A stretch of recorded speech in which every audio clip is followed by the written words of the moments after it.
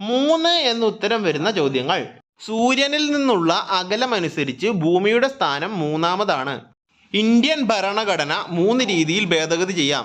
ഇന്ത്യയുമായി ബന്ധപ്പെട്ട് 3 വട്ടമേശ സമ്മേളനങ്ങൾ ലണ്ടനിൽ നടന്നിട്ടുണ്ട്. ഒരു വിഷയത്തിലെ നോബൽ സമ്മാനം പരമാവധി 3 പേർക്ക് പങ്കിടാം.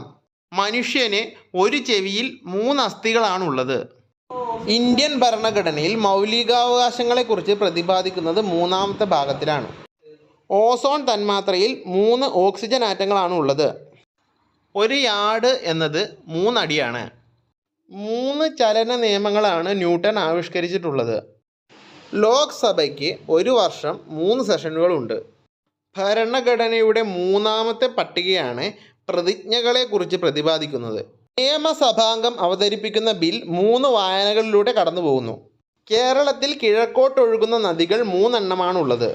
ഇന്ത്യൻ ഭരണഘടന പ്രകാരം ഒരു പൗരന് 3 രീതിയിൽ പൗരത്വം നഷ്ടപ്പെടാം.